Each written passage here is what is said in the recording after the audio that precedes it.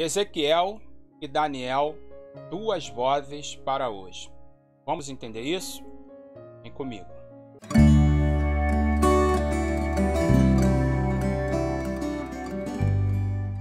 A paz do Senhor, sejam bem-vindos a mais um vídeo aqui no canal Teologia Homem, a Bíblia em Lições. Dando continuidade ao estudo sobre o livro de Ezequiel e Daniel, nesta aula nós vamos aprender sobre Ezequiel e Daniel, duas vozes para hoje. Esta aula será dividida em 5 partes. A parte 1 vai falar sobre o caráter de Deus a quem servimos. A parte 2 vai falar sobre a centralidade da palavra de Deus. A parte 3 vai falar sobre o papel da oração na vida. A parte 4 vai falar sobre a perseguição, suas causas e efeitos. E a parte 5 vai falar sobre a importância do preparo para o reino eterno. Ok? E convido a se inscrever no canal, a dar o seu like, acionar o sininho e compartilhar com outras pessoas. Não deixe de visitar o nosso site e também a nossa loja. Lá você encontrará estudos bíblicos, mensagens e uma variedade de materiais como cursos e livros de diversos autores renomados. Eu vou deixar o link aqui na descrição para que você possa visitar e conhecer melhor, ok? Não se esqueça também de visitar as nossas redes sociais aqui ao lado. Lá eu posto assunto diferenciado. Se você quiser se aprofundar mais no estudo da Palavra de Deus, eu vou deixar também aqui embaixo na descrição um link do livro O Deus Presente, encontrando o seu lugar no plano de Deus. Você realmente sabe o que a Bíblia fala? A maioria das pessoas, até muitos cristãos, não tem o conhecimento básico e prático da Bíblia. Como podemos entender o plano de Deus e a nossa parte nele quando não estamos familiarizados com ela? Nesta introdução básica à fé cristã, D.A. Carson nos conduz através de grande história da Escritura para nos ajudar a saber o que cremos e por que cremos nisso. Eu vou deixar o link aqui na descrição para você obter maiores detalhes, ok? Vamos à aula.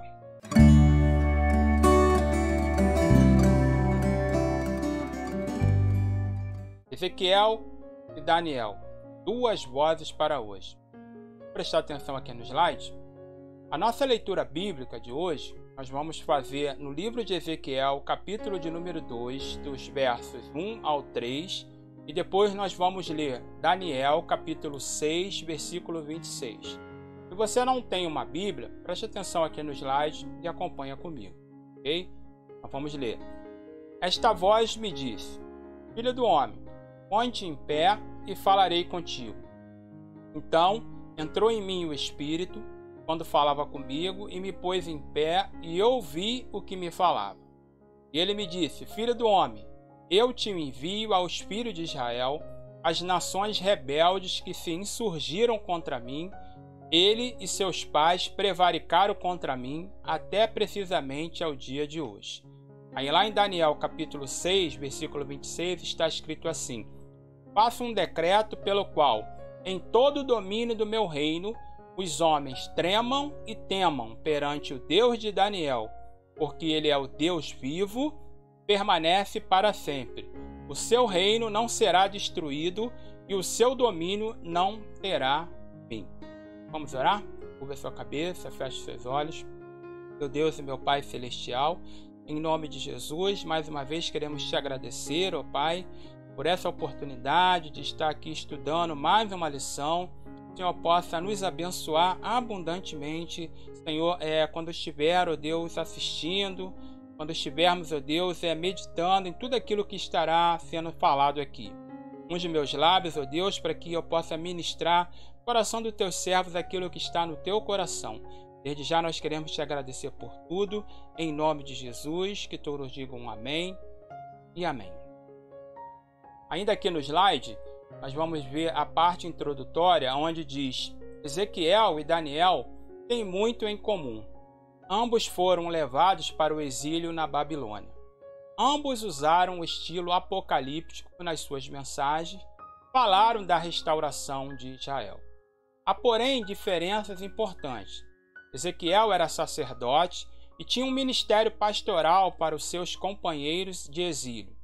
Ezequiel deveria compartilhar com os exilados as suas visões de um Deus santo e também salvador, preparando-os para que pudessem conviver com esse Deus. Daniel não era sacerdote, mas servidor público.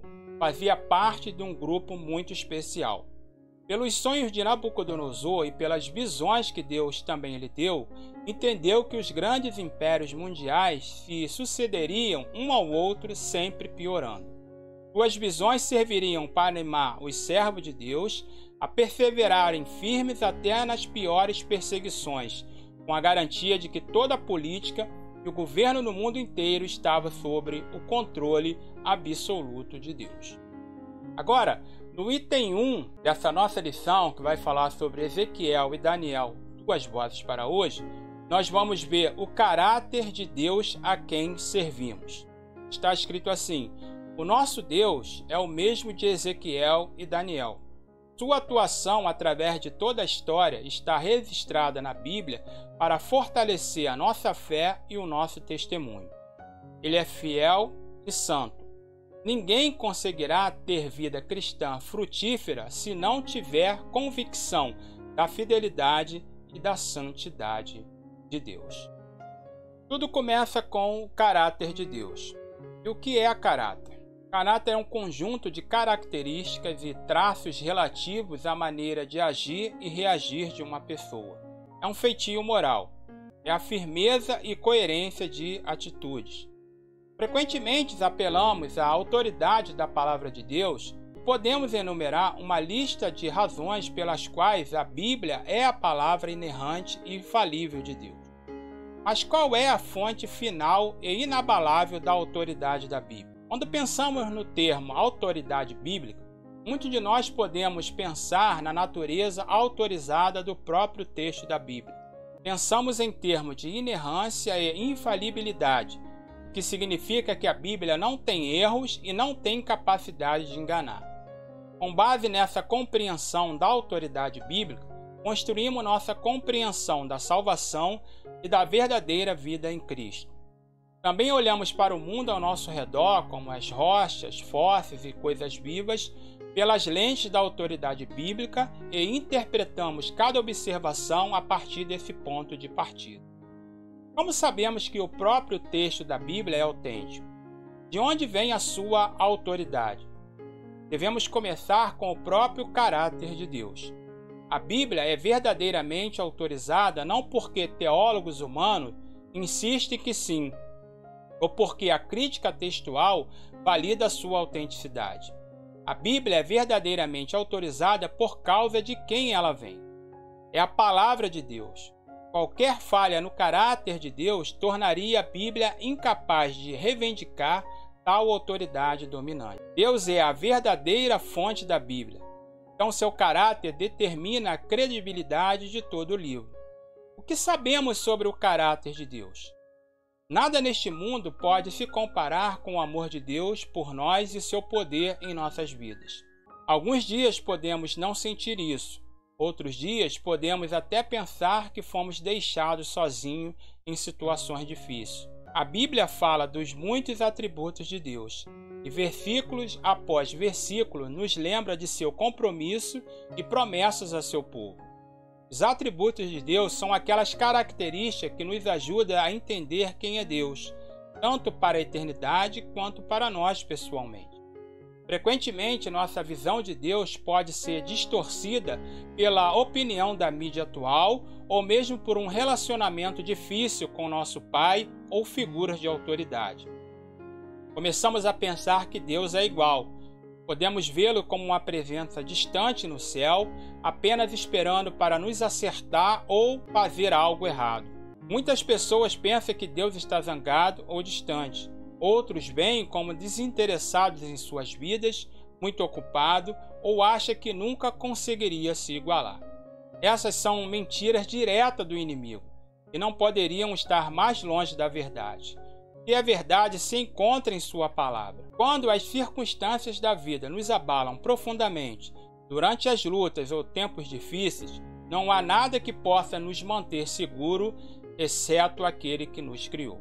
E exatamente neste lugar vem a mais profunda paz e segurança que podemos conhecer por meio de Cristo, seu único Filho. O que podemos conhecer neste lugar? Duas características muito importantes do caráter de Deus: sua fidelidade e sua santidade. Deus é fiel. Saiba, pois, que o Senhor nosso Deus é Deus, Ele é Deus fiel, guardando a sua aliança de amor com 1000 gerações daqueles que o amam e guardam os seus mandamentos. Está registrado lá em Deuteronômio, capítulo 7, versículo 9. Se somos infiéis, Ele permanece fiel, pois não pode negar a si mesmo. Está registrado lá em 2 Timóteo, capítulo 2, versículo 13. Como acontece com todos os atributos de Deus, eles não são traços separados e isolados, mas parte interconectada de todo o seu ser perfeito. Portanto, sua fidelidade não pode ser entendida sem sua imutabilidade, o fato de que ele nunca muda. Quando lemos que Deus permanece fiel, pois ele não pode negar a si mesmo, vemos esses atributos trabalhando juntos.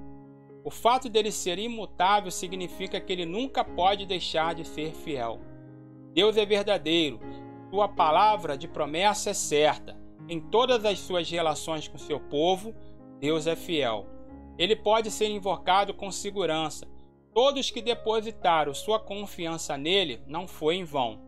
Encontramos esta preciosa verdade expressa em quase toda parte nas Escrituras, pois o seu povo precisa saber que a fidelidade é uma parte essencial do caráter divino. Esta é a base da nossa confiança nele. O fato de Deus ser infinito e imutavelmente fiel significa que ele nunca se esquece de nada, nunca deixa de fazer qualquer coisa que se propôs a fazer, nunca muda de ideia ou retira uma promessa. Sua fidelidade flui do seu amor. Por isso podemos confiar na palavra de Paulo, que diz: em todas as coisas Deus trabalha para o bem daqueles que o amam. Claro, nem sempre entendemos ou vemos como seu plano é fiel.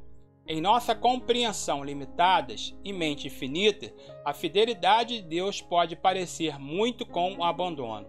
Mas podemos nos consolar neste momento, lembrando-nos desse atributo de Deus, pois quando passamos por momentos difíceis, sabemos quem Deus é: imutavelmente fiel, bom e sempre conosco. Confiar fielmente em que Deus diz é um grande consolo. 1 Coríntios, capítulo 13, versículo 12, está escrito: porque agora vemos como um espelho, obscuramente, então veremos face a face.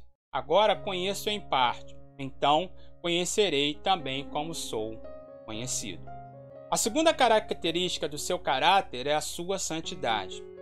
Deus é santo. Em Apocalipse, capítulo 4, versículo 8, está escrito: Santo, Santo, Santo é o Senhor Deus Todo-Poderoso. A palavra santo significa separado, sagrado. No entanto, nenhuma dessas palavras é adequada para descrever a incrível santidade do nosso Deus. A palavra santidade se refere à sua separação, sua alteridade ao fato de que ele é diferente de qualquer outro ser. Indica sua perfeição completa e infinita. Santidade é o atributo de Deus que une todos os outros. O fato dele ser santo significa que ele é infinitamente sempre perfeito. E seu padrão para nós também é a perfeição. Jesus diz em Mateus capítulo 5, 48, portanto, sede vós perfeito, como perfeito é o vosso Pai Celeste. É por isso que precisamos de Cristo. Sem Cristo tomando lugar por nós e morrendo por nossos pecados, estaríamos todos aquém do padrão sagrado de Deus. Tozer diz isso sobre o que a santidade de Deus exige. Visto que a primeira preocupação de Deus com seu universo é a sua saúde moral, isto é, a sua santidade, tudo que for contrário a isso está necessariamente sobre seu desgosto eterno. Para preservar sua criação, Deus deve destruir tudo que possa destruí-la. Quando ele se levanta para acabar com a iniquidade e salvar o mundo de um colapso moral irreparável, é dito que ele ficou irado. Cada julgamento furioso na história do mundo foi um ato sagrado de preservação. A santidade de Deus, a ira de Deus e a saúde da criação estão inseparavelmente unidas. A ira de Deus é a sua total intolerância a tudo o que degrada e destrói. Felizmente, o cristão nunca terá que experimentar a ira sagrada de Deus derramada. Por meio da morte e ressurreição de Cristo, a penalidade por nossos pecados foi paga e fomos imputados, ou seja, creditados com a justiça de Cristo. Agora, quando Deus olha para nós, ele vê a santidade perfeita de Cristo. É somente nisso que podemos esperar estar na presença eterna do puro, perfeito e santo de Israel. Em um mundo escuro, a santidade e a luz de Deus brilha intensamente e nos lembra de vivermos nos seus caminhos e buscar ser santos como ele é santo. Deus entende o quanto precisamos que andemos com coragem e retidão nesta vida, e ele sempre está pronto para nos ajudar. O caráter de santidade é digno de nossa adoração e louvor. Na verdade, não há ninguém santo como o Senhor, nenhuma rocha como nosso Deus. Hein? Terminamos aqui a primeira parte dessa aula, onde vimos o caráter de Deus a quem servimos. Na próxima aula, vamos ver a centralidade da palavra de Deus. Ok? Vamos à aula.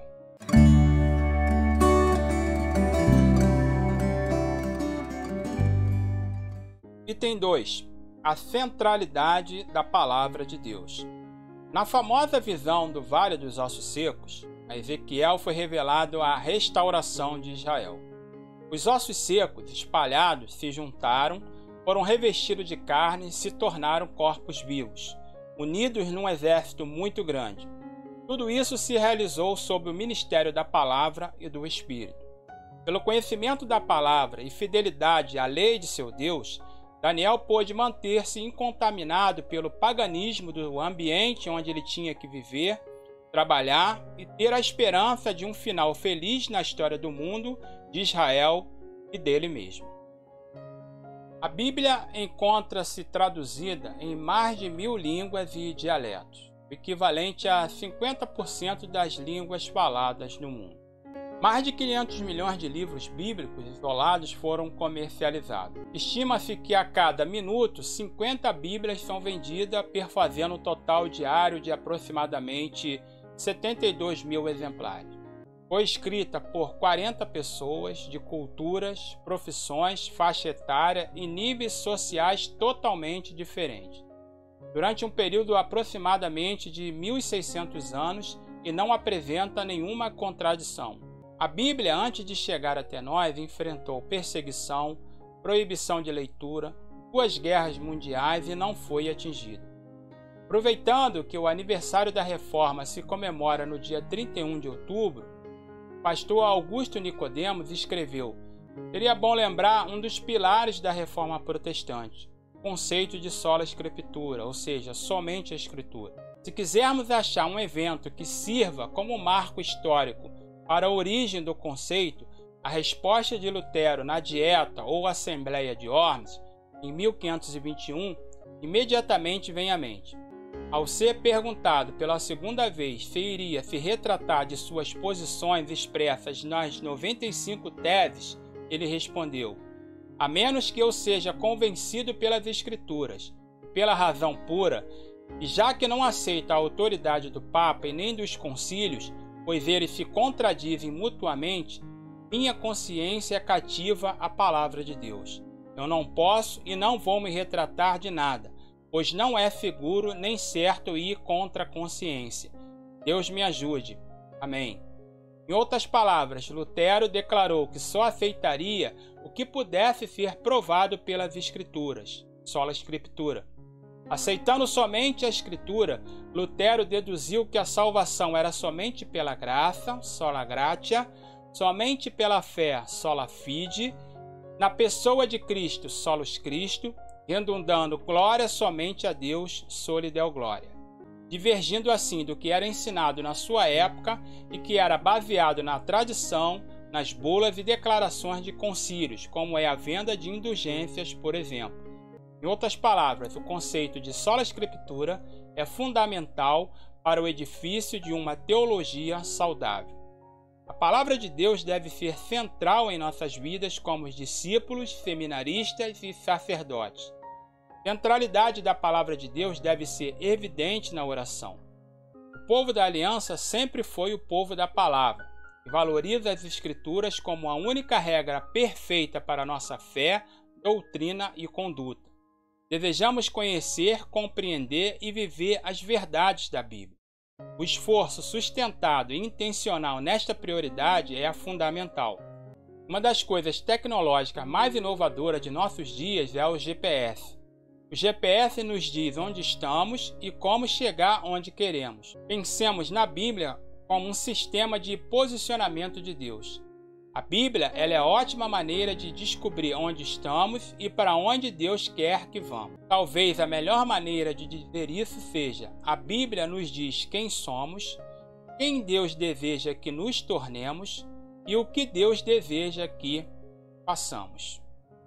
A palavra de Deus é inspirada. Lá em 2 Timóteo capítulo 3:16 está escrito que toda a Escritura é inspirada por Deus. Em 2 Pedro capítulo 1, versículo 20 e 21, temos um vislumbre de como isso funcionou na escrita da Bíblia. Sabendo primeiramente isto, que nenhuma profecia da Escritura provém de particular elucidação, porque nunca jamais qualquer profecia foi dada por vontade humana.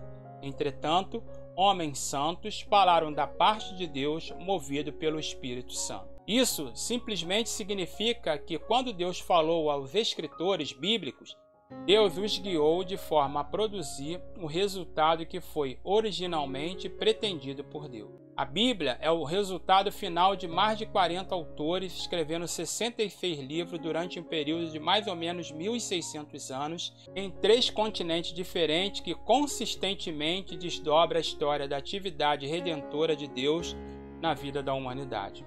Não existe nenhum outro livro como este. Ao afirmar que a Escritura é inspirada por Deus, Paulo está separando a Bíblia de todos os outros livros. Ela está completa. Não há nada a ser adicionado a ela e nada pode ser retirado dela. A centralidade da palavra de Deus é onde os cristãos evangélicos devem traçar os seus limites.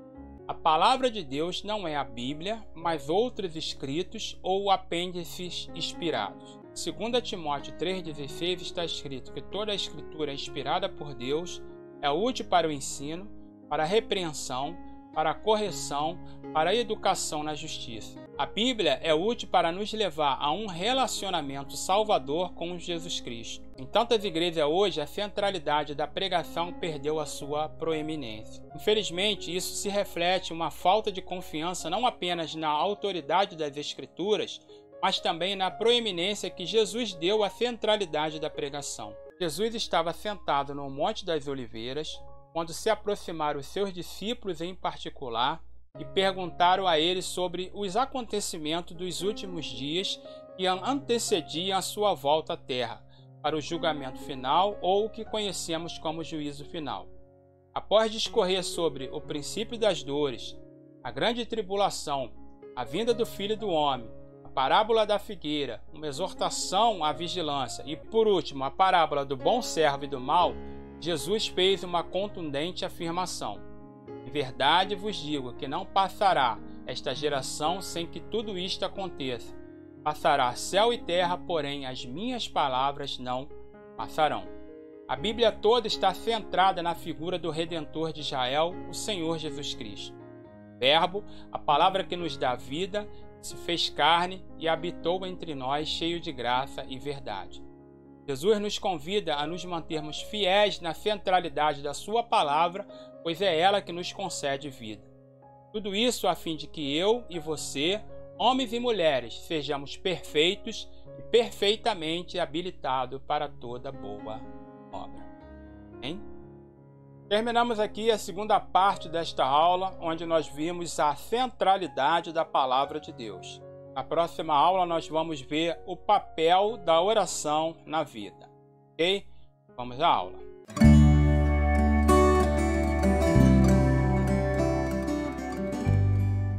Item 3. O papel da oração na vida. Tirado do seu lar e da sua pátria, Daniel muito cedo se encontrou numa cultura pagã. Em todas as crises da sua vida, o encontramos orando. Não que ele só orasse nas horas da crise, tinha horas marcadas, 3 vezes ao dia, a vida toda.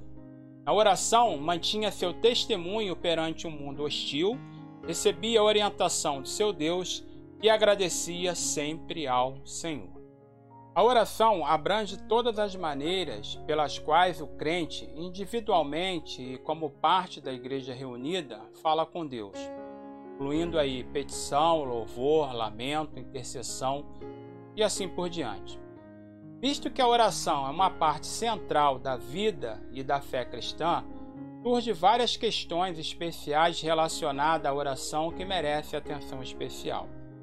Primeiro, se Deus é onipotente, onisciente e totalmente bom, então por que Ele não age simplesmente em nome dos perdidos ou necessitados sem o papel da oração? Segundo, por que pedimos coisas ou contamos a Deus coisas que Ele obviamente já conhece porque é Deus? Terceiro, se Deus tem o poder de ajudar alguém e não faz, Ele é, portanto, culpado pelo sofrimento, pela perda ou confusão que resulta porque Deus falhou em agir? Todas essas perguntas e muito mais se cruzam no ponto da oração. Simplificando, por que oramos? E que papel a oração desempenha na maior obra de Deus no mundo? É fundamental para o nosso entendimento saber que Deus não deseja meramente criar um exército de máquinas vivas que simplesmente lhe obedeçam e façam sua vontade somente. Não. Ele deseja muito mais do que isso. Deus deseja nos incluir em sua obra e, surpreendentemente, nos tornar participantes plenos no desdobramento de sua salvação para o mundo. Vimos como a própria Escritura chega até nós de formas colaborativas.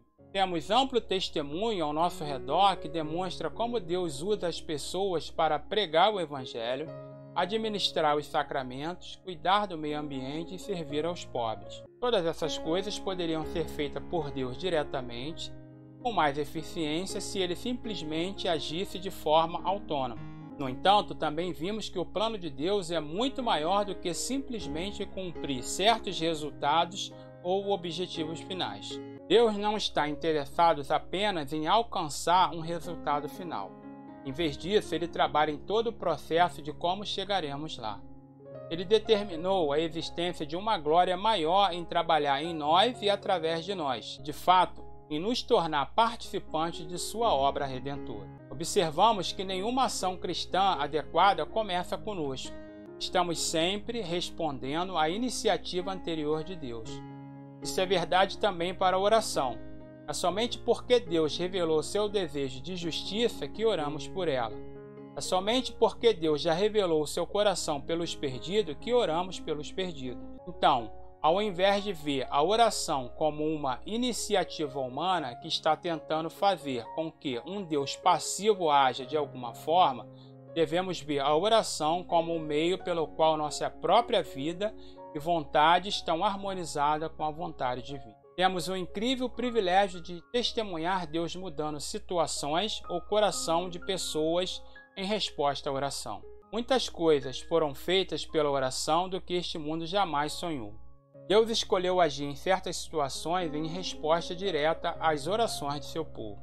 É importante notar, porém, que Deus não nos chama apenas para a vida de oração, para participar de sua obra e testemunhar transformações reais, como curas de corpos ou reconciliação de relacionamento, salvação de perdidos e assim por diante. Ele também nos chama a orar para que também nós possamos ser transformados e para que o nosso coração fique mais alinhado com o seu coração.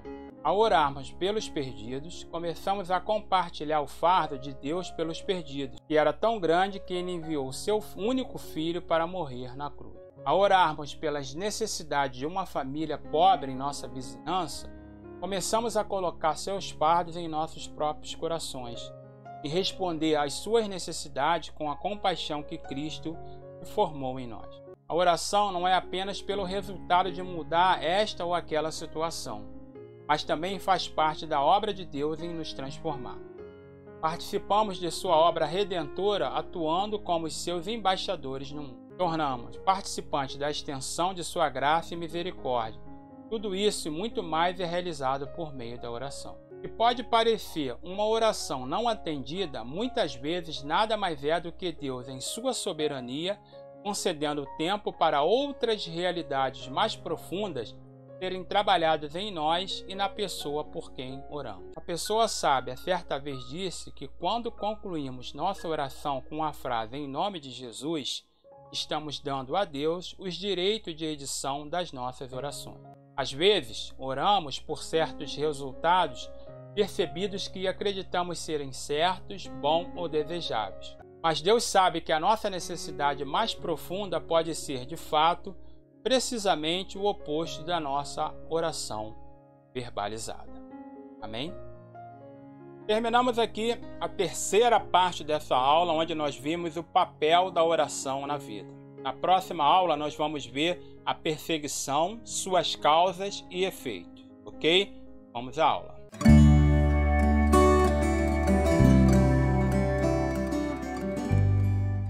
Item 4. A perseguição, suas causas e efeitos. Daniel e seus colegas não escaparam à hostilidade das forças do mal. Os 3 jovens foram lançados na fornalha de fogo por serem fiéis ao Deus Altíssimo. Mais tarde, Daniel foi lançado na cova dos leões. O que estava em jogo era muito mais do que os valores políticos. A fidelidade desses servos realçou diante de um mundo pagão o poder e a glória do Deus deles e o nosso. Nos dias de Daniel, foi-lhe mostrado que até o fim a perseguição do povo do Senhor se intensificaria cada vez mais. Em Daniel capítulo 12, versículo 1, está escrito: "Nesse tempo se levantará Miguel, grande príncipe, defensor do espírito de teu povo, e haverá tempo de angústia, qual nunca houve desde que houve nação até aquele tempo. Mas naquele tempo será salvo teu povo, todo aquele que for achado escrito no livro."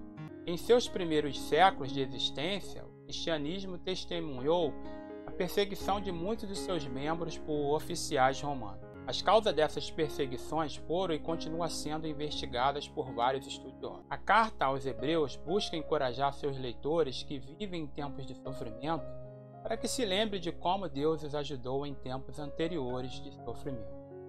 Em Hebreus capítulo 10, nos versos 32 ao 39, está escrito: "Lembrai-vos, porém, dos dias anteriores, em que, depois de iluminado, os tentaste com grandes lutas e sofrimento, ora exposto como um espetáculo, tanto de opróbrio quanto de tribulações, ora tornando-vos co-participantes com aqueles que desse modo foram tratados. Porque não somente vos compadeceste dos encarcerados, como também aceitaste com alegria o espólio de vossos bens, tendo ciência de possuir de vós mesmo patrimônio superior e durável. Não abandoneis, portanto, a vossa confiança, ela tem grande galardão. Com efeito, tendes necessidade de perseverança para que, havendo feito a vontade de Deus, alcanceis a promessa. Porque ainda dentro de pouco tempo aquele que vem virá e não tardará. Todavia o meu justo viverá pela fé. E retroceder, nele não se compraz a minha alma. Nós, porém, não somos dos que retrocedem para a perdição. Somos, entretanto, da fé para a conservação da alma." O que é realmente interessante nesse texto é que a carta aos Hebreus é designada a todos os, tanto aqueles que perseveraram na grande luta em face do sofrimento, dependente disso ocorrer pelo sofrimento ou por associação vicária com o sofrimento. O autor da carta aos Hebreus coloca os sofredores e aqueles que demonstraram compaixão por aqueles que sofreram em pé de igualdade. A igreja surgiu em meio à perseguição nos tempos do Novo Testamento e desenvolveu sua teologia mais antiga sob a pressão da perseguição e opressão. Como foi que a igreja passou por trás sacrifício?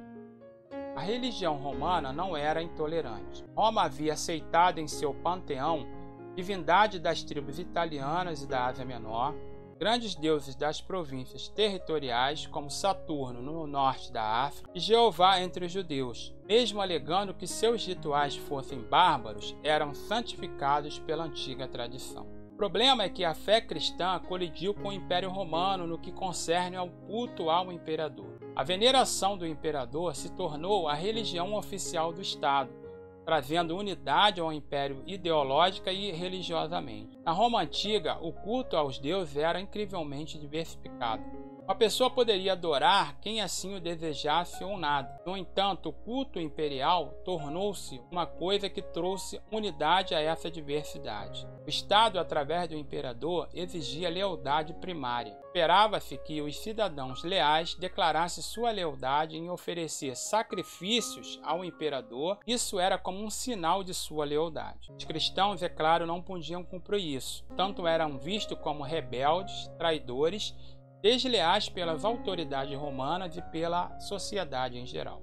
Os romanos não perseguiram a igreja primitiva porque os cristãos criam em Jesus. Qualquer um poderia acreditar em tudo que ela quisesse ou desejasse. Primeiro, os cristãos foram perseguidos porque eles foram vistos como rebeldes, recusando-se a reconhecer qualquer outra autoridade como igual ou superior a Deus. A confissão de que Jesus era o Senhor tornou-se um desafio à soberania de César. Até hoje, os cristãos continuam a sofrer perseguição porque são percebidos por muitos como uma ameaça porque dão fidelidade e lealdade incondicional somente a Deus, Pai de nosso Senhor Jesus Cristo. Muitos, devido a esta causa, perdem seus empregos, suas vidas, suas famílias e tantas outras coisas. Os apóstolos foram muito claros ao aconselhar os novos convertidos. Lá em Atos capítulo 14, versículo 22, está escrito: fortalecendo a alma dos discípulos, exortando-os a permanecer firme na fé e mostrando que através de muitas tribulações nos importa entrar no reino de Deus. A perseguição suportada com fé e fidelidade purifica e prepara o servo do Senhor para participar do reino eterno. Terminamos aqui a quarta parte desta aula, onde nós vimos a perseguição, suas causas e efeitos. Na próxima aula, nós vamos ver a importância do preparo para o reino eterno. Ok? Vamos à aula.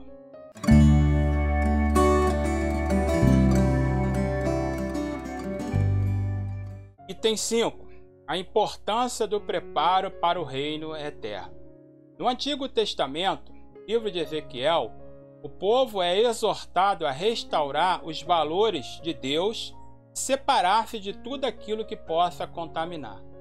No livro de Daniel, como já vimos, os sábios serão acrisolados, isto é, toda a impureza será tirada deles, adequando-os para participar do reino eterno. Quando observamos alguns textos do Novo Testamento em relação aos acontecimentos sobre a volta de Cristo, identificamos dois detalhes. Primeiro, verificamos que a ênfase não cai no processo da volta em si, mas na maneira como devemos aguardá-la. Segundo, verificamos que precisamos nos purificar e colocar em prática algumas virtudes. Em Romanos capítulo 13, versículo 12, está escrito assim: vai alta a noite e vem chegando o dia. Deixemos, pois, as obras das trevas e revistamo-nos das armas da luz. Depois de elogiar a igreja de Tessalônica, Paulo continua apelando para que eles permaneçam firmes quanto ao guarda a segunda vinda de Jesus. Em 2 Tessalonicenses capítulo 2, versículo de número 15, está escrito: assim, pois, irmãos, permanecei firmes e guardai as tradições que vos foram ensinadas, seja por palavra, seja por epístola nossa. Ninguém sabia quanto tempo Jesus ficaria ausente fisicamente. Então, não é de surpreender que depois de um tempo eles começassem a se perguntar: será que ele vai voltar? A resposta de Paulo a eles e a nós é sim. Enquanto esperamos a segunda vinda de Jesus, Paulo e outros escritores destacaram algumas maneiras práticas de permanecermos firmes em nossa fé. A primeira prática: devemos aguardar a segunda vinda de Cristo permanecendo na presença de Deus. A punição para as pessoas que não professam fé em Jesus é viver longe da presença do Senhor e da glória do seu poder. Sempre que falamos com Deus ou ouvimos sua voz, buscamos sua força e isso nos ajuda a permanecer firmes. 2. Devemos aguardar a segunda vinda de Cristo trabalhando. Paulo diz à igreja para afastar-se de todo aquele que anda ocioso. Em 2 Tessalonicenses capítulo 3, versículo 6, está escrito: irmãos, em nome do nosso Senhor Jesus Cristo, nós lhe ordenamos que se afaste de todo irmão que vive ociosamente, e não conforme a tradição que receberam de nós. O próprio Senhor Jesus alerta a maneira de esperar a sua chegada. Não é para ficar inativo, sem trabalhar, só olhando os céus, e sim trabalhar por ele com mais afinco.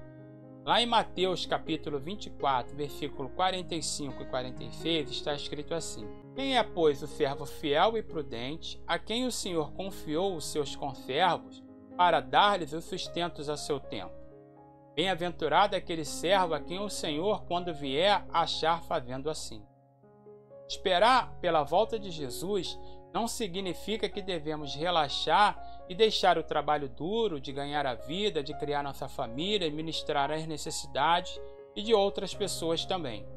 Esperamos bem participando ativamente do mundo ao nosso redor, tornando um lugar melhor ou fazendo o que Deus nos chamou para fazer. Em terceiro lugar, devemos aguardar a segunda vinda de Cristo fazendo o bem. Paulo implora a seus irmãos e irmãs em Cristo que não se canse de fazer o bem. Lá em 2 Tessalonicenses, capítulo 3, versículo 13, está escrito assim: Quanto a vocês, irmãos, não se canse de fazer o bem. Nossos relacionamentos com Jesus são algo que levamos conosco para a eternidade. Portanto, ao cuidarmos das pessoas ao nosso redor e mostrarmos o amor de Jesus a ela, trazemos um pouco do céu para a terra. Em quarto lugar, devemos aguardar a segunda vinda de Cristo tendo vidas santas e piedosas. Lá em 2 Pedro, capítulo 3, do verso 11 ao 14, está escrito assim: Visto que tudo será assim desfeito, que tipo de pessoas é necessário que vocês sejam? Vivam de maneira santa e piedosa, esperando o dia de Deus e apressando a sua vinda. Naquele dia os céus serão desfeitos pelo fogo, e os elementos se derreterão pelo calor.